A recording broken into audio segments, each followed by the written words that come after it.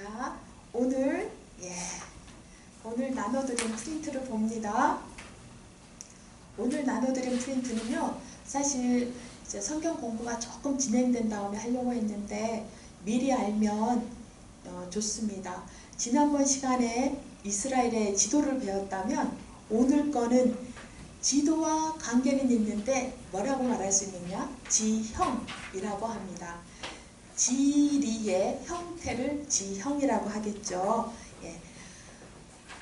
먼저 오늘 보게 되는 프린트물을 한번 보십시다.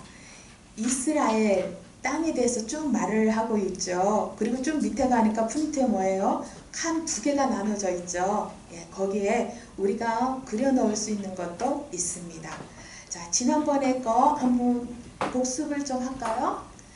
지난번에 거 복습을 해보니까 지난번에는 이스라엘의 지도를 그리기로 했습니다. 이스라엘의 지도는 뭘 먼저 그린다고 했어요? 네모빵. 빵을 먹어야죠. 네모빵을 다 그리지 말고 반 정도 그리고 포크를 딱 찍어서 빵을 먹읍시다. 산지창을 그려주고, 그리고 여기다가 이게 딱 구부러진데 떨어지지 말라고 손같이 받쳐주는 거, 토끼머리가 있었습니다. 토끼머리 그려주고, 그 다음 낚싯줄을 생각하면 되죠. 낚싯줄을 하는데 어느 적당히 그리면 되지만 꼭 정확하게, 이스라엘 지도가 제가 책을 보니까 너무 그냥 대충 그리면서 진짜 지도인 것처럼 나와 있는 게 너무 많아서 실제 지도를 구해서 비율을 많이 연구했거든요. 그랬더니 낚싯줄을 어떻게 그리면 좋냐면 이 네모를 한 3등분 정도 해주세요. 3등분 정도 해서 요 정도 해서 요 3등분 되는 지점에 갈릴리호수가 있고 3분의 1 정도는 요단강으로 오고요. 이 3분의 2 마지막에 사해 요 정도 그려주면 아주 좋습니다.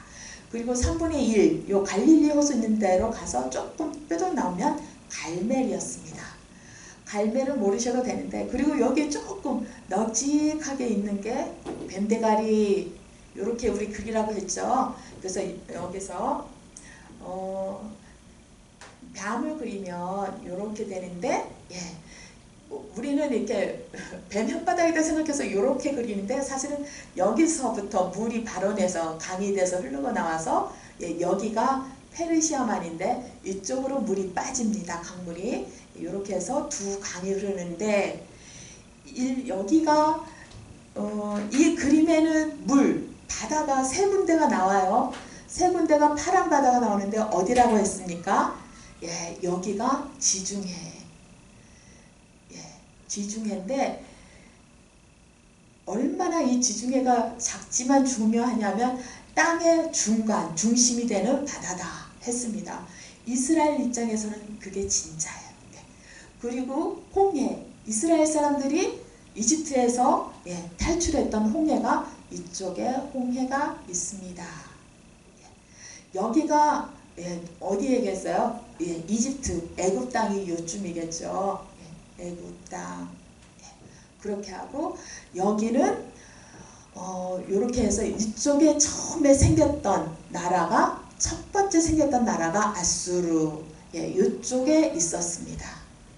그 다음에 다음에는 바벨론, 바벨론이란 나라고, 그 다음에는 바로 해서 여기다가 거의 같은 지역에 해서 3번, 그 다음에 바벨론을 멸망시키고 누가 나왔냐면 페르시아라는 나라인데, 페르시아는 바사, 한자어로 지어서 또다시 한국어로 하면 바사, 이렇게 됐었습니다. 자, 그래서 유명한 고대, 이때는 바울 사도가 살았던 때가 우리나라로 치면 백제시대예요. 삼국시대. 그러니까 바울 사도가 나오기도 전 아주 전이니까 우리나라는 굉장히 역사를 흘러가도 이 고대 문명을 따라갈 수가 없어요. 그래서 진짜로 고대 문명 발상지라고 하면 여기를 다 합쳐서 메소포타미아 지역이라고 했었습니다. 메소라는 건 가운데, 포타미아, 이 포타 이거는 강이라는 뜻이에요. 이 두 개의 강 사이에서 문명이 이루어졌다 해서 이곳을 메소포타미아 지방이라고 하고요. 여기는 이집트도 지금은 잔잔해요. 이상하게 하나님께서 그 이스라엘을 당신 백성을 못살게 했던 나라에 대해서는 그 끝이 별로 좋지가 않아요. 애굽도 과거에 거대한 문명, 너무 살기 좋고 거대한 문화와 문명을 자랑했던 땅인데 지금은 그 땅에 비해서 너무나 나라의 힘이 미미하잖아요. 그것도 저는 어떤 때 보면은 하나님이 뭔가 갚아주신 게 아닌가, 이건 제 생각인데 그런 생각이 들 때가 있습니다. 애굽이 과거에는 정말 대단한 나라였습니다. 이렇게 해서 있었어요. 여기까지 되었는데, 그러면 우리가 구약에서 자주 나오는 가나안, 요즘 목사님들 설교하는 거 보면 가나안을 거꾸로 안 나가 이렇게 교회 안 나가 해서 가나안 민족이 되면 안 된다고 그런 말도 우리 많이 하잖아요. 근데 그 안 나가는 그 가나안 민족은 도대체 어디 있느냐? 바로 이스라엘이 가서 이스라엘 민족이 가서 건설한 이스라엘 땅이 바로 가나안 땅인데, 가나안 땅이라는 건 한 이 정도입니다. 이 정도에서 여기가 이 부분이 바로 가나안입니다. 가나안 족속이 일곱 족속 어디 성경 어떤 곳에서는 일곱 족속, 어떤 곳에서는 10족속인데 7이라는 숫자와 10이라는 숫자, 이건 다 많다, 완전수를 의미하거든요. 그래서 7개예요, 10개예요. 이게 중요한 게 아니라 하나님께서 주신 이 가나안 땅에 가려고 할 때는 이미 여기에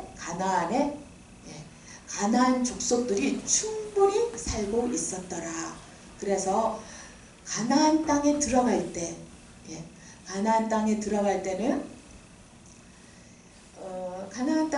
때는 이미 우리는 전투할 것을 마음 먹고 들어가야 한다. 그런 것을 지난 시간까지 그렇게 했고요. 오늘은 이 가나안 땅, 가나안 민족 족속에 살고 있어서 가나안 땅인데, 여기를 이 부분만 조금 더 확대해서 어떻게 생겼는가 하고 보려고 하는 것입니다. 이게 이스라엘 지도라고 할 수 있는데, 이스라엘 지도가 인절미를 이렇게 놓고 옆으로 쫙 잡아당기면 이렇게 되겠죠. 이렇게 생겼어요. 좀 모양이 조금 그렇습니다만 이게 이스라엘 지도인데, 이 땅 넓이는요 우리나라의 강원도 정도밖에 안 해요. 강원도 정도밖에 안 하니까 우리나라도 참 작다고 하는데 우리나라의 강원도는 얼마나 적어요. 근데 아주 적어요. 그런데 놀라운 게 이 강원도 정도 한 땅에 같은 날에 눈이 있는 곳이 있는가 하면 또 수영할 수 있는, 그렇게 여름 날씨라서 수영할 수 있는 것이 같이, 그 기후가 또 그 지형이 같이 있다는 것입니다. 도대체 왜 이렇게 되었는가? 이것을 이렇게 지금 우리가 프린트물을 천천히 살펴보면서 말씀드리겠습니다. 프린트물을 보세요. 오늘 이거 받으셨죠? 이스라엘이라는 나라는요 우리나라의 10분의 1이고 강원도 크기다. 아주 작은 땅이다. 그런데 이 작은 땅에 지형적인 다양성이 존재하고 있다. 아까 말씀드렸죠? 눈이 오는가 하면 한쪽에서는 또 수영하고 있었다. 독특한 지형이 있는데, 이렇게 좁은 땅에 기후가 아주 다르고 지형도, 기후가 다르면 그 날씨에 영향받은 땅의 모습이, 지형이 아주 다를 수밖에 없지 않습니까? 지형도 아주 달랐어요. 그 이유가 고도 차이가 많다. 지난번에 왜 사해가 됐나 말씀드릴 때, 사해 쪽으로 가면 땅이 굉장히 밑으로 꺼져요. 아주. 그러니까 사해는 지구상에서 가장 밑에 있는 바다라고 할 수 있어요. -400. 그러니까 수평에서 마이너스 400이 들어가는데 그러다 보니까 모일 수 있는 모든 물은 들어가는데 또 증발을 나갈 수가 없어요. 물이 다른 데로 제일 낮은 곳에 있으니까 다른 곳으로 빠져나갈 수가 없고 물은 또 증발해 버리니까 염도가 높아져서 사해 소금기가 많은 그런 땅이 된 것입니다. 그래서 그래서 지형차가 아주 많다. 그런데 왜 그렇게 지형이 달라지느냐? 고도의 차이. 땅이 사이같이 푹 꺼진 데가 있냐면 아주 높은 지역이 있고, 그러다 보니까 높은 곳과 낮은 곳 하면은 기온이 차이나게 느껴지잖아요. 그래서 고도 차이가 있어서 지형이 다양하게 하는 겁니다. 이스라엘 땅은 어떻게 보이느냐 하면요, 이렇게 좁고 길쭉하죠. 남북으로는 길쭉하고 동서로는 좁습니다. 우리나라 지도도 좀 비슷하죠. 우리나라 지도도 이렇게 해서 이렇게 됐잖아요. 길쭉하고 옆으로 좁은 거. 이스라엘 지도도 많이 비슷하다고 볼 수 있습니다. 자, 이스라엘 이 인절미 쭉 찢어 놓은 것 같은 땅에 별명이 있습니다. 가나안이라고도 하고요. 또 우리 성경에서 뭐라고 해요? 약속의 땅. 약속의 땅, 약속의 땅 하면은 이렇게 지도를 먼저 보기 전에는 도대체 그게 어떻게 생겼을까? 어디 가서 붙었을까? 이렇게 됩니다. 어디 가서 붙었나요? 어디 가서 붙었긴요? 지난번에 우리가 이거 배웠죠. 어디 가서 붙었을까 하다 보니까 굉장히 중요한 곳에 붙었죠. 이쪽으로 가니까 어디가 있었어요? 유럽이 있었죠. 유럽 땅. 이쪽으로 가니까 메소포타미아 지역 만나면서 쭉 가면 인도 나오고 중국 나오고 한국 나오고 태평양이 나옵니다. 그래서 이쪽으로 가면 아시아 땅, 그리고 애굽 하면서 이쪽으로는 아프리카 땅입니다. 아프리카 땅, 그래도 북쪽에 있는 애굽 정도면 살기가 좋은데 밑으로 가면 굉장히 사막이 많고 살기가 나쁘죠. 그래서 살기가 좋든 나쁘든 간에 중요한 건 이렇게 대륙이 세 개가 꼈어요. 유럽 대륙, 아시아 대륙, 아프리카 대륙. 이 세 개의 대륙의 중심에 이스라엘이 있더라. 그리고 고대 문명의 발상지 메소포타미아 문명과 또 애굽, 나일강 유역 문명, 고대 문명 두 개가 여기 같이 만나더라. 이게 은근히 가까워요. 지도에서 칠판에서 크게 그렸지만 사실은 지도에서 보면 굉장히 가깝습니다. 그리고 비옥한 초생달이라고 해서 고대에 아주 사람 살기가 좋은 곳이 요렇게 되어 있었다고 했죠. 요렇게 해서 지중해 오면 이쪽으로는 다 비옥해요. 그리고 요렇게 해서 뭐가 그려졌던가요? 비옥한 초생달 지역이다. 그래서 이제 이쪽 지역 사람들은 자기들의 고대 세계를 주름잡았던 그 시절을 그리워해서 국기에 달 모양을, 초생달 모양을 많이 그려놓는다. 이런 말씀을 드렸습니다. 그래서 두 문명권과 세 개의 대륙이 만나는 이렇게 중요한 지점에 이스라엘이라는 작은 나라가 있다 보니까 어려움이 많았고 대단히 혼란스러운 그런 역사를 많이 가졌던 그런 나라입니다. 여기까지 세 개의 대륙과 두 개의 고대 문명권 사이에 이 이스라엘이라는 나라가 아주 옛날부터 있었다. 그렇게 볼 수 있었어요. 그래서 사이에 끼어 있다고 해서 사이 땅이라고 했습니다. 그래서 그 표에 보면은요, 아프리카, 아시아, 유럽 이 세 개 대륙에서 아프리카는 뭐 지도에는 보면은 설명이 다 됐죠. 아프리카에서는 애굽하면 무슨 인연이 생각나요?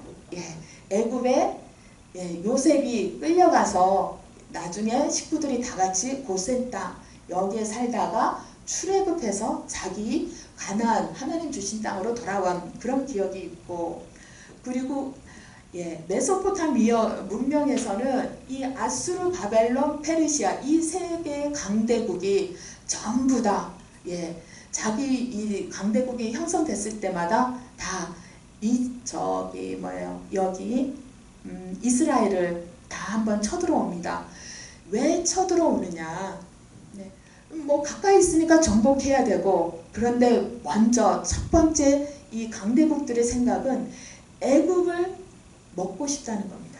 애굽을 자기가 차지해서, 그 당시에는 이 큰 나라, 큰 문명이 여기니까 이쪽 나라에 메소포타미아 지역에 강대국이 생기면 무조건 이쪽으로 내려와서 잡으면 세계를 다 패권을 차지했다고 그 당시에는 생각이 들었던 거예요. 그래서 애굽이 셌을 때는 이스라엘을 땅을 거쳐서 이쪽으로 진출하려고 했고, 또 메소포타미아 지역에 사람들이 강성했을 때는 또 애굽으로 내려오려고 하면서 이 두 고래 싸움에서 가운데 있던 이스라엘이 계속해서 전쟁을 하고 왕들이 죽어나가고 어려움을 겪었습니다. 그래서 강한 사람이 중요한 지점에 있으면 참 좋은데, 약한 자가 중요한 지점에 있으니까 우리 민족처럼 너무나 힘든 시간을 보냈다. 여기까지 말씀드렸던 것 같아요. 그리고 지난번에는 이제 유럽이 있는데, 유럽은 구약 때는 안 나옵니다. 유럽은 신약 때면은 알렉산더 대왕이 그리스가 저쪽에 있으면서 이쪽에 있으면서 한번 싹 로마 오고, 그 다음에 또 로마. 그래서 이제 유럽 쪽은 나중에 예수님이 활동하던 당시에는 대단한 영향을 주지만, 구약에서는 유럽은 잔잡하고 아직 그쪽은 깨어나지 않은 상태로 있습니다. 자, 그러면요, 이제 클로버 모양 한 거 보세요. 사이 땅에서 이스라엘 역사를 써나가신 이유는 뭘까? 바로 지난번 마지막 시간에 우리가 생각해 볼 거였는데, 하나님께서 왜 꼭 이렇게 애매하고 참 이렇게 절묘한 곳에 당신의 이스라엘 백성을 여기다가 두셨는가? 그거는 왜 그럴 것 같아요? 너무 궁금한데, 이렇게 강대국한테 짓밟힐 수밖에 없는 이런 땅을 하나님이 왜 이쪽으로 땅을 주셔갖고 이쪽으로 애굽에서 끌어내신 다음에 꼭 여기로 옮기셨나? 그런 생각을 우리가 참 해볼 수가 있습니다. 그리고 우리도 마찬가지 생각을 하죠. 내가 왜 꼭 이런 불교 집안 이런 이상한 데 와가지고 숨죽이면 신앙생활 하면서 이날 이때까지 이러고 있을까? 하나님은 나를 아시는데, 우리가 인간적으로 자기 인생에 대해서 그렇게 생각할 수 있는 것을 이스라엘 민족도 역시 많이 생각하면서 지냈을 겁니다. 그런데 여기에요, 하나님께서 이미 성경 말씀에 답을 주셨어요. 어디에 여러 군데 있지만 특별히 중요한 말씀이 에스겔서 5장 5절입니다. 에스겔서 5장 5절 보면 뭐라고 하십니까? 거기 옆에 썼어요. 보세요. 자, 다 같이 한번 큰 소리로 읽어봅시다. 시작. 이것이 곧 예루살렘이라. 내가 그를 이방인 가운데 두어 나라들이 둘러있게 하였거늘. 아멘. 여기 예루살렘은 여기 사해가 시작되는 요 옆에 요쯤이 예루살렘이라고 했습니다. 그런데 예루살렘은 여기 이스라엘 전체를 말하는데요. 왜 예루살렘, 이스라엘 이 귀한 땅을 여기 두었나? 침략받기 좋은 곳에 여러 이방 나라, 이방 민족 다 안 믿으니까 다 이방 나라잖아요. 이 이방 나라가 둘러서 진친 그 사이에 하나님께서 일부러 이스라엘을 거기다가 두셨다, 이것입니다. 이거는요, 우리에게 교훈으로 알게 해주시기, 이스라엘은 완전히 샘플입니다. 오늘 설교에서도 그런 게 나왔지만, 하나님께서 아브라함을 믿는 자의 샘플로 택하셔서 그가 믿음에 합격함으로 인해서 우리는 그것을 또 믿을 때 아브라함이 받은 승리를 우리가 믿음의 승리로 받고, 아브라함이 받은 믿음의 복을 우리가 그대로 받게 되는, 그걸 갖지 않습니까? 마찬가지로 이스라엘도 우리 믿음의 여정을 먼저 나라로서 겪는 똑같은 그런 샘플로서의 역할을 담당합니다. 그래서 하나님께서는 하나님이 도와주지 않으면 꼼짝할 수 없는 위치, 그게 필요했던 거예요. 그리고 그 위치를 백성도 많고 강대한 그런 나라로 만들어서 그 좋은 위치를, 그 절묘한 위치를 강한 민족에게 주신 게 아니라 하나님께서 뭐라고 하시냐면 내가 너를 택했는데 너가 작고 미약해서 택했다. 강한 나라가 좋은 곳에 딱 위치해서 이 양옆을 다 쓸어버려서 제패를 하면 우리 인간적인 눈으로 볼 때 와 역시 하나님 주신다면 맞아 간증하세요 이스라엘 이렇게 하겠지만 하나님은 우리 인간의 눈하고 아주 다르다는 겁니다. 하나님은 힘으로 싹 쓸어서 1등 그게 간증이다 이렇게 생각하시는 분이 아니라 어떻게 생각하시냐면요, 약하지만 하나님을 의지할 때 피할 길이 없지만 하나님을 의지할 때 피할 길을 내주시면서 아 나를 도우시는 분이 하나님이시구나, 하나님이 이런 분이시구나, 그걸 깨달으면서 하나님 옆에 붙어있지 않으면 우리가 살 수 없게 하나님 옆에 붙어 있어야만, 동행해야만 하는 삶을 살게 그렇게 하신 겁니다. 나라도 민족도 아슬아슬하지만 하나님 붙잡고 동행할 때 여호와께서 나의 목자시니 내게 부족함이 없다. 더 필요한 게 없어요. 됐어요. 충분해요. 이 고백이 나오게 하는 게 하나님이시고 우리 인생에도 많은 걸 갖든 안 갖든 간에 부족한 게 없이 내 입장에서 보면 분명히 필요한 게 많을 것 같은데 이상하게 공급이 돼요. 하나님께서. 예, 막 넘쳐서 낭비하고 넘치는 힘으로 남을 못 살게 하지는 않는데 그런 부유함은 없는데 이상하게 하나님께서 나를 도우셔서 항상 필요한 걸 채우시고 앞서 행위하시고 예, 광야 생활을 해도 내 발이 부르트지 않게 그렇게 은혜를 주시는 것, 그 삶을 잘 살 수 있고 기록했을 때 후대 우리 같은 사람이 가서 야 이건 이스라엘 민족이 잘나서 한 게 아니라 하나님이 도와주셔서 이 민족이 겨우 그때 살아나고 그때 떵떵거리면서 복되게 살았던 거야. 아, 나도 그래야겠구나. 나도 이스라엘처럼 작고 연약한 자지만 환경은 주변 강대국이 둘러싼 것처럼 나는 잘난 게 없고 환경은 어렵지만 그래도 하나님 의지할 때 하나님께서 넉넉히 부족하지 않고 살아갈 수 있는 길을 여시고 그런 인생을 허락하시는구나. 이스라엘을 보고 알게 이렇게 절묘한 위치에 놓아두신 거예요. 그래서 우리 먼저 우리를 위해 고생한 이스라엘을 생각할 때 그 나라를 위해서 기도해 주는 거 필요해요. 그 땅에 전쟁이 나고 평화가 없을 때 이스라엘 사람들 왜 그렇게 못됐어? 하지 말고 그 예루살렘의 평화를 위해서 기도할 때 그 사람에게 하나님께서 은혜 주시고 편안하게 해주시겠다고 시편에 나와 있습니다. 그래서 우리가 이스라엘과 예루살렘에 대해서 관심을 갖는 게 좋은데요.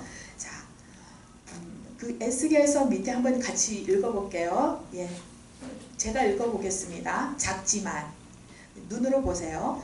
상업적, 지리적, 정치적으로 너무 중요해서 제국들이 늘 호시탐탐 노리던 땅이었다. 힘이 강하면 강대국으로 부상하지만 힘이 약하면 새우등 터지는 비참한 운명이 된다. 이스라엘 민족을 하나님의 백성으로 훈련하기에 최고로 적합한 땅이다.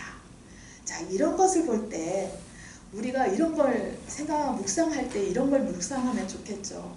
하나님 앞에 택함 받는다는 게 도대체 뭘까? 내가 잘나서 택함 받는다고 한국 사람들은 항상 그 성공의식, 경쟁에서 이겨야 한다, 살아남는 자가 아름다운 자다, 이런 게 머릿속에 있기 때문에 이스라엘 민족이 잘나서 하나님을 택하셨나 보다 이렇게 생각하지만 그렇지 않습니다. 약해서 하나님이 택했다는 거예요. 그러니까 택함 받는다는 건 뭐예요? 하나님 앞에 택함 받는다는 건 잘나서 된 게 아니다. 내가 하나님 백성으로 택함 받았다. 내가 오히려 연약해서 하나님께서 나를 긍휼히 여겨주셔서 택함 받았다. 이렇게 생각하고 있고 그게 하나님 앞에 더욱더 감사한 거죠. 하나님이 잘난 척하는 신이라서 잘난 사람들만 좋아하면 어쩔 뻔했어요. 그런데 하나님이 없는 자, 작은 자, 불쌍히 여기시고 긍휼함을 베푸시고 그런 사람을 약한 자를 들어서 높여주시는 하나님, 그런 분인 걸 알 수 있습니다. 자, 지형을 오늘 배운다고 했는데 지형을 보겠습니다. 이제 지형을 보면요,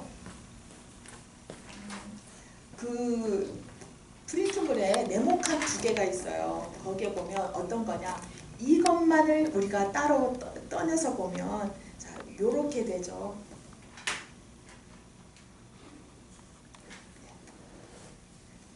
요렇게 됐을 때 여기 한 3분의 1쯤에 갈멜산이 있다고 했습니다. 그리고 약간 이렇게 바짝 붙어서 갈릴리 호수랑 사이가 있는데 요 안을 설명해야 되니까 약간 사이를 좀 뗄게요. 예, 한 요 정도에 있다고 합시다. 예, 요렇게. 자, 그래서 이스라엘은 한 요 정도인데 이스라엘을요 우리가 보통 한 세 군데로 나눕니다. 세 군데, 네 군데 정도로 나눠요. 이 갈릴리 호수, 또 요단강, 여기 사해, 요 부분이 푹 꺼졌어요. 여기가 제일 낮은 바다 사해잖아요. 푹 꺼져서 여기를 중앙으로 봅니다. 중앙인데 여기가 푹 꺼져서 또 물이 흘러요. 그래서 여기를 중앙 대협곡이라고 합니다. 중앙협곡이고, 여기가 중앙이라면 이쪽은 뭐예요? 서쪽이죠. 서해, 서쪽. 이쪽은 동쪽이죠. 동부. 자, 이스라엘이 이쪽에 있으니까 여기가요 두 부분으로 나눠요. 이쪽에 두 부분으로 나눠서 여기는 지중해랑 가까운데 여기는 그래도 땅이 평평하고 물도 구하기 쉽고 기후도 바다가 껴있으니까 선선하잖아요. 여기가 뭐든지 잘 자랍니다. 꽃도 이쪽으로 가면, 지중해 쪽으로 가까이 가면 너무 아름다워요. 그래서 여기가 서부, 뭐라고 하냐면 서부 평야지대. 예, 여기에 좋은 게 많이 있습니다.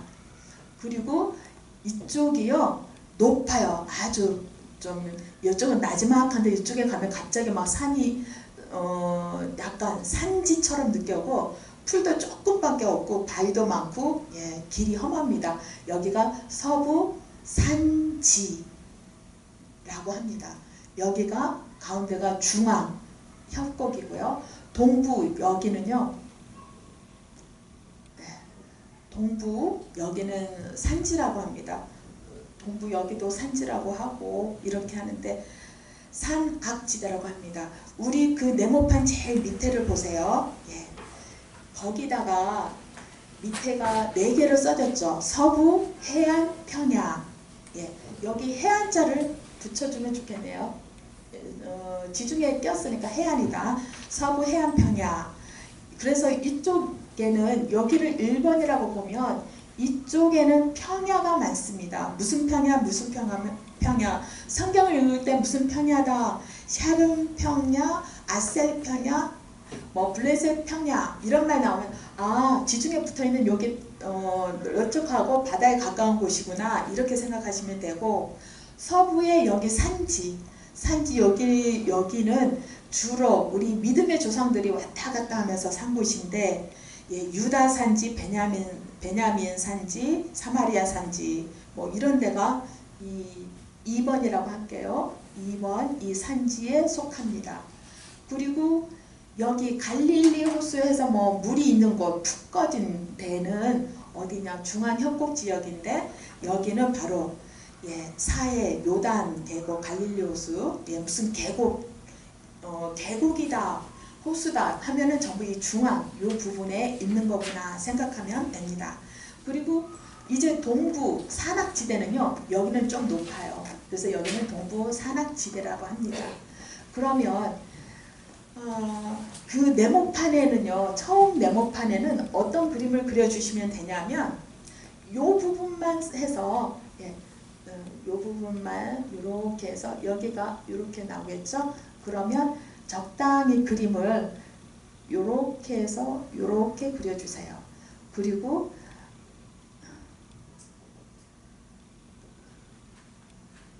이렇게 해서 이거 1번, 이거 2번, 여기가 3번, 이쪽 4번. 이 정도 그림 그려주시면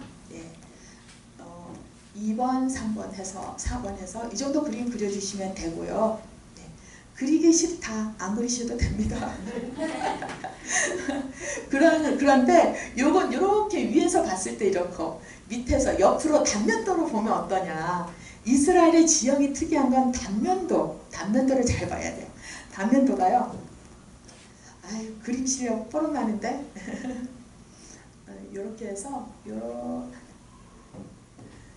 그림 실력이 산을 급격하게 그리면 안 되고, 이렇게 했다 산이 갑자기 있다 이렇게 해서 푹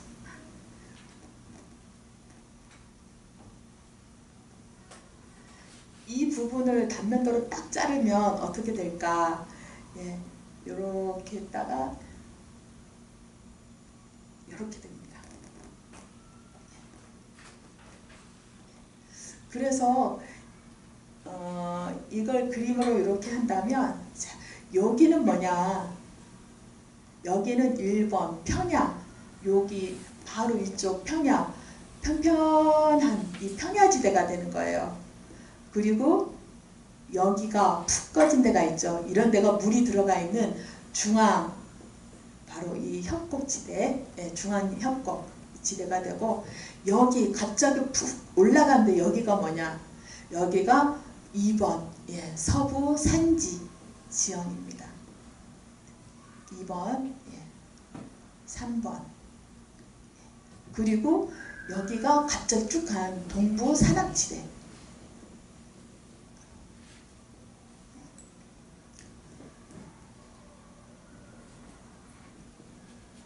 그런데요, 자, 이거 한번 그리고 그려서 넣으실 분은 그려서 넣으세요. 이거는 사실 중요한 거예요. 이렇게 푹 꺼져서 이렇게 됐다. 그런데 우리가 블레셋 사람들이 저쪽에서 와서 살기 좋은 이곳에 힘도 세고 철기 문화를 갖고 있어서 이곳을 장악해서 있었습니다. 그러면 블레셋 사람들은 여기서 어디 살았을까요? 바로 일본에 살았겠죠. 여기 좋은 곳을 블레셋 사람들 살기 좋은 곳으로 살기가 좋아요. 그래서 여기 살았어요. 그런데 우리 믿음의 조상들은 어디 살았냐? 여기를 세상 사람들한테 양보하고 이상하게 힘든 사막은 사막입니다만 모래가 아니라 덤불덩이 막 굴러다니는 이런 산지에 살았습니다. 이 산지가 바로 이곳입니다. 이곳에 뭐가 있느냐? 세겜도 있고 헤브론도 있고 또 베델도 있고 세베 예베 해 이렇게 되었죠. 세겜 베델 예루살렘, 그 다음에 베들레헴, 그 다음에 해, 밑에는 헤브론. 이렇게 해서 여기 세배 예배해 이렇게 있어요. 여기를 믿음의 조상들은 아브라함이나 그 다음의 조상들은 좋은 땅으로 간 게 아니라 이렇게 사람 보기에는 참 힘든 땅, 거기 산등성이 있는 데를 왔다 갔다 하면서 산 것입니다. 목축을 하면서 살았죠. 그리고 여기는 물이 흐르는 곳이고 동부 산악지대, 여기는 지금 요르단 나라가 있는 그곳입니다. 이렇게 해서 살았습니다. 이스라엘은 이렇게 좁은데 아주 지금 여기가 서쪽이고 여기가 동쪽이잖아요. 서와 동이 굉장히 좁아요. 남북으로는 길지만 이 좁은데 여기 아주 드라마틱하게 높았다가 푹 물이 꺼져서 물이 있고 그 다음에 여기 절벽 같은 이런 산등성이가 쫙 있는 이런 이상한 특이한 지형을 갖고 있습니다. 그래서 늘려놓으면 괜찮은데 이걸 완전히 꽉 눌러서 압축해 놓은 것 같아요. 아코디언 쫙 빨아들인 것이 압축해 놓은 것 같아서 그래서 기후가 굉장히 여기가 다르고 여기가 아주 다르고 그리고 여기가 기후 다르고 여기가 아주 기후가 다른 이런 곳이 되었습니다. 그러다 보니까 성경에서는 어떤 영향을 받냐면 사람이 자기 환경의 영향을 많이 받고 문학적인 표현을 많이 하지 않습니까?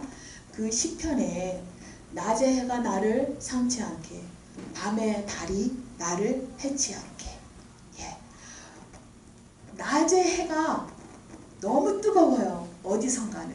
근데 밤에 달이 너무 차가워서 얼어 죽겠어요. 우리같이 겨울이면 전국이 다 비슷하게 겨울이고 이게 아니에요. 어디선가는 너무너무 태양이 무서워서 막 해를 받을까 하고 어느 곳에서는 또 정반대 현상이 나타나고 그래서 좁은 곳에 눌러놓은 것 같이 되어 있으니까 좁은 곳에 아주 다양한 기후와 지형이 있고 예, 또 구멍이 뻥뻥 뚫린 절벽도 이런 데 많이 있습니다. 구멍이 뻥뻥 뚫려서 예, 다윗이 들어가서 숨으면 도저히 사울이 찾을 수 없는 그런 구멍이 많아서 피해 다닐 수가 좋았던 우리나라는 산속에 들어가면 또 못 찾잖아요. 동굴은 없더라도 예, 그런 것 같은 예, 놀라운 지형들이 가보면 많이 있는 것을 보게 됩니다. 다음 장 보겠습니다.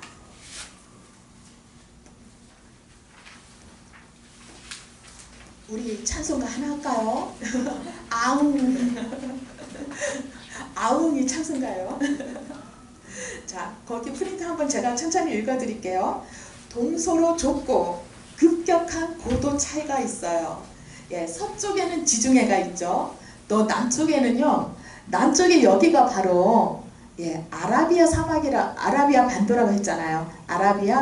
저기 사막이 있는 아라비아 반도입니다. 그러니까 아라비아 사막 우리가 알고 있는 그 아라비아 사막 맞거든요. 그러니까 얼마나 뜨거워요. 모래가 많아요.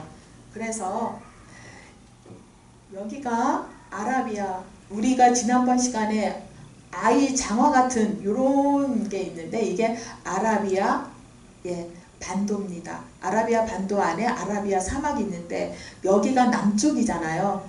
그래서 성경에 보면 남풍이 불어온다. 남쪽에서 바람이 분다면 모래바람이 굉장히 많이 들어옵니다. 이쪽 저쪽 다 지금 예, 다 사막 지역입니다. 남쪽도 그렇고 동쪽도 굉장히 사막 지역이 있습니다. 그 아까 메소포타미아 지역이 지금 어느 나라냐면 이란, 이라크 있는 곳이에요. 그리고 지금 요 위에가 뭐냐면 이스라엘 위에가 시리아.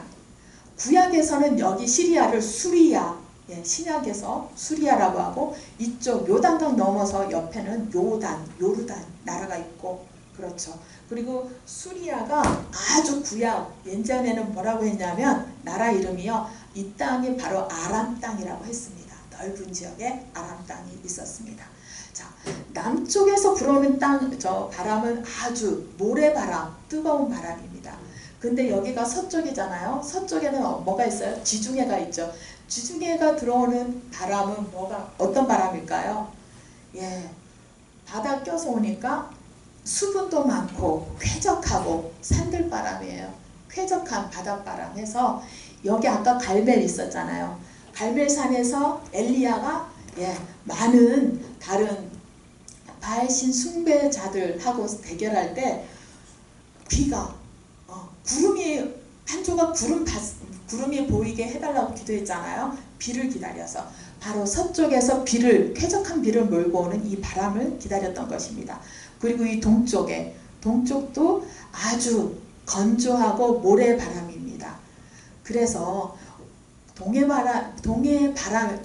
동쪽이 동풍이 아주 유명한 장면이 있습니다. 바로 이스라엘 민족이 예, 애국을 탈출해서 홍해를 가를 때 이 바닷바람을 성경을 출애굽기를 잘 보세요. 뭐라고 했냐면 하나님께서 그 모세가 딱 지팡이를 내미니까 그 바다를 두 쪽으로 갈라서게 하고 밤새 두 쪽으로 바닷물이 딱 갈라서서 이 바닷물이 벽이 되게 하고 이 안에 길을 물론 진흙길이겠죠. 질퍽질퍽 하잖아요. 예. 그런데 이 길을 뭐로 말리셨냐면요. 헤어 드라이기로 우리가 막 머리 말리듯이 하나님께서 밤새 동풍을 불게 하셔서 이 땅의 길을 말리셨다. 그래서 이스라엘 백성이 홍해가 갈라져서 걸어갈 때요. 애기도 있고 할머니 할아버지도 같이 있을 거 아니에요. 그런데 질퍽거리면 얼마나 힘들겠어요. 아니에요. 질퍽거리는 땅이 아니라 하나님께서 그 길을 뽀송뽀송하게 해주신 거예요. 밤새 동풍, 건조한 모래바람이 와서 그 땅을, 바닷속 땅을 막 말려줘서 사뿐사뿐 걸어가서 갈 수 있게 하나님께서 그렇게 섬세하신 하나님이세요. 그래서 그런 거 보면 굉장히 정확하신 분이야, 하나님이. 그리고 성경 기록이 세밀한 것까지 아주 정확해요. 딱 맞아 떨어지거든요. 자, 누가복음 그런 데도 나와 있는데 예수님께서 말씀하시죠. 그 구름이 서에서 일어남을 갖고 남풍이 부는 것을 보면 왜 너희들은 그런 걸 볼 때 징조를 보고 알지 않느냐 이런 거 말씀하시죠. 구름이 서에서 일어난다? 그럼 지중해에서 불어오는 시원한 바람이겠구나. 남풍이 불어온다? 와, 아라비아 반도 사막에서 불어오네. 어우 뜨거워. 모래바람이다. 이런 거 이제 날 수 있겠죠. 예. 그리고 출애굽기 14장 21절에 바로 홍해를 건널 때 큰 동풍으로 마른 땅이 되게 하셨더라. 이 말씀이 있습니다. 그래서 우리는 차이가 큰 걸 뭐라고 하냐면요. 하늘만큼 땅만큼 엄청나게 차이가 커 이러는데 이스라엘 사람들은 뭐라고 표현하냐면 동쪽에서 서쪽만큼 동쪽에서 서쪽까지 이렇게 표현합니다. 아주 동쪽과 서쪽은 얼마 차로 가면 한 1시간도 안 걸릴 것 같아요. 그렇게 짧은 거리지만 그 지형이랑 그 기후도 다르고 느낌이 너무너무 다르기 때문에 이스라엘 사람들이 하늘만큼 땅만큼 차이가 심하다 이 말을 바로 동쪽에서 서쪽까지 뭐 이렇게 표현을 합니다. 성경에 나오는 4가지 민족이 있고요. 4가지 문화가 있습니다. 농경민족이 있다고 합니다. 농경민족은 여기서 어디 살까요? 아까 지중해 가까운 일본 땅에서 평야지대에 있으니까 거기 살겠죠. 잘나고 힘센 사람들, 블레셋 민족 이런 사람들이 살았습니다. 사막 민족도 있습니다. 사막 민족은요. 이쪽으로 가면 사막이에요. 이쪽으로 가면 사막이라서 이쪽에 누가 살았느냐. 아말렉 족속이 살았습니다. 또 미디안 족속도 많이 들어봤죠. 그런 사람들, 아랍 족속들이 살았습니다. 여기는 오아시스, 샘물 얻어야 사람이 살 수 있죠. 낙타 타고 다녔고 그런 사막 민족도 성경에 바로 이스라엘에 그런 사람들이 살았다고 나오죠. 그리고 우리가 알고 있는 이스라엘 민족은 그럼 어떤 민족에 속하느냐? 3번에 나오는 광야 민족입니다. 광야 민족이라는 건 아까 2번 서부 산악지대에 정착한 거예요. 좋은 평야지대는 블레셋 땅 사람들이 차지하고 서부 산악지대에 이스라엘 민족이 살면서 농사도 짓고 한쪽으로는 목축도 하고 아까 요렇게 해서 요렇게 됐잖아요. 그러면 2번 해서 이제 이스라엘 민족이 살았던데 이쪽은 그래도 지중해 껴서 농사 지을 만큼 돼요. 이쪽은 그렇게 하고 이쪽은 동풍이 불어와서 기후가 나쁘니까 이쪽에서는 양을 치고 풀 뜯어먹게 했던 그런 곳입니다. 그래서 이 광야 민족이 살았습니다. 반은 유목민처럼 해서 광야 민족이 바로 이스라엘 민족입니다. 그리고 해양 민족이라는 것은요. 바로 이쪽 살기 좋은 약간 이쪽 북쪽으로 해서 저 그리스 반도 쪽에서 에게 문명을 가지고 이쪽으로 넘어와서 사람들이 살았는데 여기는 두로, 시돈 이런 곳입니다. 이세벨 왕비가 이쪽 출신이었고요. 국제화된 멀리서 와서 국제화된 문화를 가지고 있었습니다. 그런데 이런 애매한 곳에 하나님이 돕지 않으면 살 수 없는 이런 곳에 살다 보니까 사람들이 머릿속에 제일 중요한 게 뭐라고 생각하면서 사는 줄 아세요? 돈보다는 물이 제일 중요하다 이렇게 생각합니다. 그런데 정말 이스라엘 사람들이 재미있는 게요. 물은 좋아하는데 바다는 많은 물, 바다는 아주 무서워해요. 그러니까 물하고 가깝지 못한 민족이에요. 우리는 바다를 보면 좋아하는데 이스라엘 백성들은 바다를 무서워합니다. 그래서 저 지중해 안에 크고 아주 무서운 용 같은 무서운 짐승이 살고 있을 거라고 생각합니다. 그게 이름이 리오야단이라고 그래요. 자, 가운데 1번을 보시면 이스라엘 민족은 바다를 무서워한다. 바다를 두려움과 혼돈의 장소라고 생각합니다. 그래서 지중해는 너무 커서 무서워서 대해, 서해, 서쪽 바다, 큰 바다, 대해 알겠죠? 그런데 바다는 바다인데 뒷바다라고 합니다.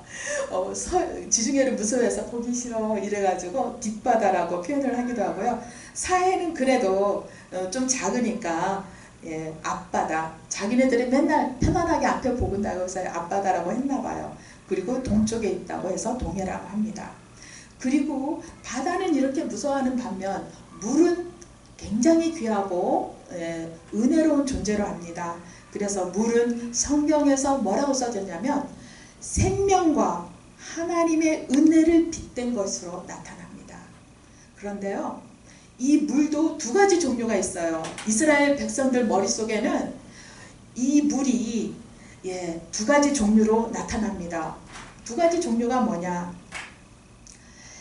물은 물인데 하나님의 은혜로 얻어지는 물이 있고 인간의 노력으로 만들어지는 물이 있다고 생각하는 거예요. 그래서 인간의 노력으로 만들어지는 물은 어떤 물이냐? 우리 웅덩이를 파서 빗물을 받잖아요. 그래서 웅덩이를 판 거, 이거 인간의 노력이잖아요. 거기 보면 나오죠. 수고와 노력을 통해 얻는 물, 우물도 인간이 파는 겁니다. 우물이나 웅덩이를 파서 물을 받는 거를요, 성경에서는 참으로 나쁘게 표현을 해요. 우리 생각은 좀 다르죠. 우물, 웅덩이 이걸 뭐라고 하냐면 하나님께서 너 그렇게 머리 쓸래? 인간적인 노력으로 나한테 하나님께 구하지 아니하고 너희 인간의 노력으로 그렇게 하면 내가 살짝 지진 나게 해서 웅덩이가 터지게 한다. 그래서 그런 때 하나님의 증거로 웅덩이가 실제로 터졌습니다. 그래서 그걸 뭐라고 하냐면 터진 웅덩이라고 합니다. 그래서 웅덩이를 만들고 수로를 냈던 왕이 하나님 앞에 사랑받지 못했습니다. 그런데 이렇게 인간이 노력으로 막 웅덩이를 팠는데 노력을 하지 않아도 되는 물이 있어요. 그런 물이 이스라엘에는 있었습니다. 어떤 물일까요? 아침에 일찍 일어나서 문을 열어보면 풀밭, 나무나 풀에 이슬이 맺혀요. 그건 우리가 물 줘서 한 게 아니라 자연스럽게 자연현상으로 하나님이 이슬을 맺게 하신 거잖아요. 하나님은 이 물로 살라는 거예요. 그러니까 일부러 물을 막 주지 않아도 자연스럽게 살면 그 이스라엘에 있는 여러 가지 꽃과 나무와 풀들이 이런 이슬에 의해서 노력을 하지 않아도 어떻게 얻어지는 물을 통해서 잘 자란단 말이에요. 그래서 하나님은 이스라엘 땅에 물이 귀하게 하는 대신에 물을 두 가지 형태로 우리가 볼 수 있게 해주십니다. 사람이 막 노력해서 우물을 만들고 웅덩이 만들어서 얻을 수 있는 물.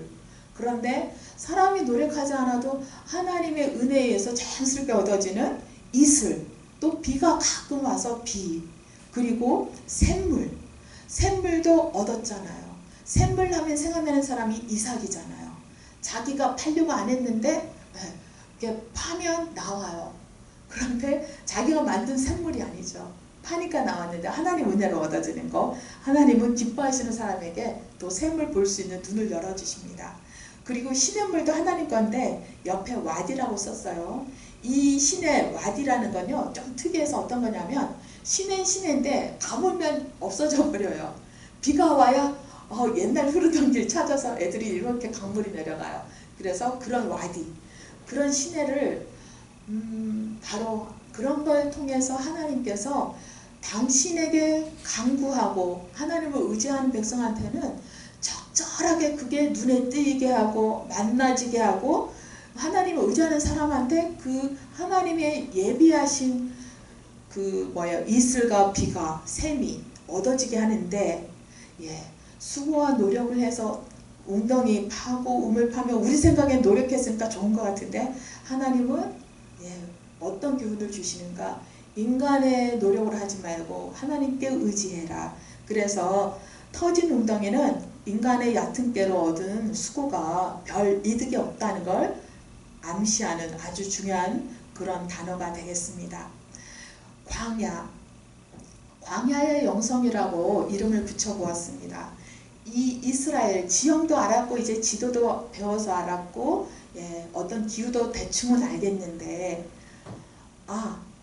그 광야 설명하기 전에 하나가 빠졌네요. 이른비 늦은비. 바로 앞 위에 3번 이른비 늦은비 있죠. 1, 2, 3, 4, 5, 6, 7, 8에서 10일까지 있는 건 1월부터 12월까지입니다. 그런데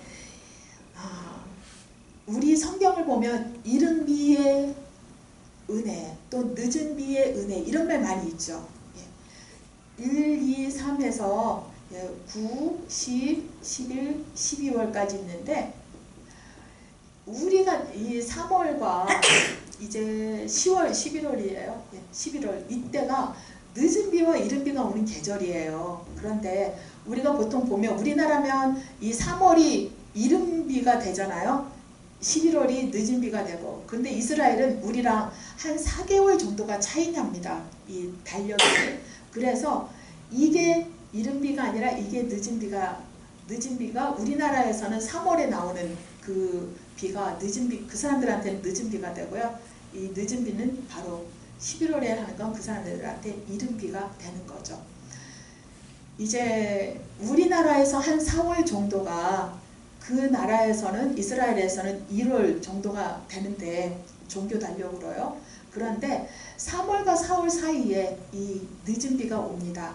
그리고 11월, 10월과 11월 사이가 이른 비가 됩니다. 그리고 이 사이에는 뭐가 되냐면 비가 안 오는 때를 뭐라고 하나요? 건조기. 건조하고 이 나머지 때는 비가 좀 옵니다.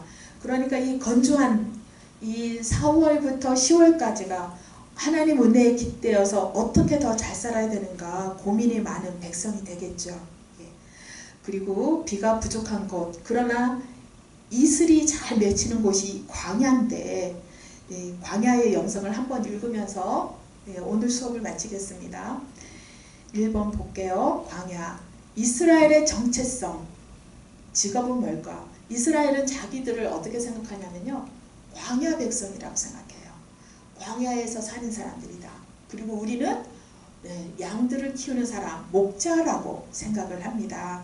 창세기 47장에 보면 그 바로 앞에 가서 그 아버지, 그 집안의 아버지 누구죠? 야곱이 자기들을 그렇게 말하죠. 우리는 광야 백성이고 목자들이다 이렇게 합니다. 그런데 사하라의 애굽 땅에도 사막이 있는데 유대 땅에도 사막이라고는 하지만 유대 광야하고는 아주 다릅니다. 사하라 사막에는 모래가 있고요. 유대 광야에는 이제 모래가 있는 게 아니라 약간의 풀도 있고 와디, 이슬로 살아갑니다. 그런데 이스라엘 사람들이 생각하는 광야, 그 광야는 어디 있냐면 바로 이 부분에 있잖아요. 이 해안길도 아니고 이 중앙형국 사이에 있는 이 부분인데 이 부분에 바로 예루살렘이 있고 이 요단강 중간쯤에 세겜이 있습니다. 세겜, 베델, 그 다음 사해를 지나서 예루살렘이 있고 그 밑에 예루살렘 바로 밑에 베들레헴이 있습니다. 베들레헴이 있고 그 밑으로 헤브론이 있습니다. 이스라엘에 대표하는 아브라함은 와서 잘 나가는 메소포타미아 그쪽 지방에서 살다가 하나님께서 인도하셔서 이쪽으로 오는데 그 삶의 여정은 좋은 길로 가지 않습니다. 그리고 더 편안한 길도 가지 않고 이상하게 서부 산악지대로 갑니다. 이쪽으로 인도되면서 세겜, 베델, 예루살렘, 또 베들레헴, 헤브론 이런 것을 왔다 갔다 하면서 삽니다. 여기가 바로 이스라엘의 많은 역사가 쓰여진 땅이 됩니다. 그렇다면 우리가 이스라엘은 적과 꿀이 흐르는 땅이라고 했잖아요. 그러면 살기가 좋아야 되고 또 우리 믿음의 조상은 오늘 설교 시간에도 아브라함의 복 받았다고 우리는 아브라함의 자손이니까 어떤 복을 받을까 그걸 찾았잖아요. 그러면 복 받았으면 더 좋은 곳 바로 블레셋 사람들이 차지했던 이 해변길로 차지해서 살아야 될 것 같은데 그렇게 하지 않았단 말입니다. 그래서 우리가 왜 그럴까 하는 것을 생각해 봅니다. 바로 넘치지 않고 부족한 듯한 그 광야가 하나님께서 우리를 만나주시는 장소라는 거예요. 그리고 인생길을 광야가 말해줍니다. 하나님 앞에 훈련받기 제일 좋은 장소, 우리 인생이 다듬어지는 장소를 성경에서는 광야로 보았습니다. 광야가 주는 메시지가 있습니다. 축복된 삶을 위해 우리에게 필요한 것이 결코 많은 것을 소유하는 것에 있지가 않다. 서쪽 무대, 서쪽 무대니까 지중해가 있는 저 좋은 평평한 기후도 좋은 평야지대가 서쪽 무대인데, 그쪽을 산지에서 바라볼 때 우리가 얼마나 많은 것을 원하면서 살아가는지를 그 서쪽 무대에서 살고 있는 사람들의 삶을 보면서 우리가 알 수 있는 거죠. 하지만 그것을 보면서 오늘 말씀에 갈라디아서 5장 가면 무슨 말씀이 있느냐, 6장 가면 그리스도 예수 안에서 나는 십자가에 대해서 죽고 십자가의 앞에서 또 세상은 십자가 앞에서 나에 대해서 죽는다는 표현이 있습니다. 바로 모세는 그 많은 것을 얻을 수 있는 서쪽 무대를 보면서도 겸손을 택했고, 다윗은 인내하면서 도망다니면서 왕으로 기름 부음을 받았지만 오랜 시간을 도망자로 살면서도 하나님을 불평하지 않았던 그런 마음을 가졌고, 예수님은 광야에서 기도하셨고 마침내 시험을 이기는 그런 삶을 살았습니다. 젖과 꿀이 흐르는 땅이라고 했는데 이스라엘 사람들은 그러면 속았는가? 한번 보십시다. 젖과 꿀이 흐르는 땅은 기름진 서쪽 무대를 두고 하신 말씀이 아닙니다. 기름진 서쪽 무대에는 정말로 젖과 꿀이 흐르는 것만큼 포도송이를 갖고 와도 거인이 먹는 포도송이만큼 크대요, 열매가. 그런데 그것을 두고 하신 말씀이 아니라 바로 믿음의 조상들이 살았던 2번, 아까 그림 있었죠. 거기 동쪽의 중앙산지와 광야를 두고 하신 말씀이다. 황량하고 척박한 땅이다. 젖과 꿀은 사람이 만든 겁니까? 아니에요. 젖과 꿀은 사람이 만들지 못하는 것입니다. 바로 하나님의 은혜에 의해서 나오는 게 젖과 꿀인데, 그 하나님이 예배하신 젖과 꿀은 신령한 것, 하나님의 은혜로 얻을 수 있는 것을 표현한 것이다. 이렇게 보아야겠죠. 그래서 인간의 노력으로 풍족함을 얻는 것, 그것의 대표적인 나라가 애굽입니다. 애굽은요, 저 삼각주에서 농사를 지으려면 어떻게 하냐면요, 물을 막 퍼야 돼요. 그래서 막 발로 막 밟는 거, 자전거, 외발 자전거 같이 막 발로 밟는 양수기 역할을 하는 걸 막 해가지고, 물이 많으니까 그걸로 하면은 땅에 골고루 물이 가서 많은 수확을 얻습니다. 인간의 노력으로 풍족함을 누리는 애국과 달리 이스라엘은 뭐냐? 노력하고 싶어도 노력을 못하는 땅이에요. 그 하나님의 전적인 은혜, 이슬처럼 하늘의 비를 흡수해야 살아가는 그런 땅입니다. 농사를 짓기 위해 물을 끌어올 물 근원이 아예 없어요.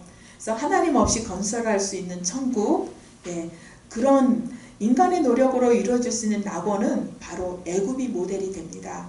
그러나 이것은 광야에서 볼 때 안타까운 인간의 허상, 인간 세상을 딱 보여주는 그런 것이에요. 오히려 거기에는 잘 살고 노력해서 뭔가 이루어내려고 인간이 인간을 위해서 우상 숭배, 하나님이 말씀하셨죠. 사람이 우상을 숭배하는 이유는 바로 자기를 사랑하기 때문이다. 자기를 사랑해서 자기가 잘 되게 하고 싶어서 뭔가를 갖다가 비는 거예요. 그래서 누구를 위해서, 잡신을 위해서 비는 게 아니라 자기를 위해서 인간은 뭔가 돌덩이와 그런 걸 얹어놓고 그런 걸 빕니다. 그래서 자기를 사랑하고 죄악을 사랑하는 그런 마음, 그런 죄악을 하나님께서 심판할 것입니다. 그러나 반면에 비를 얻기 위해 하늘만 쳐다봐야 하는 이스라엘은 인간적으로 보면 척박해요.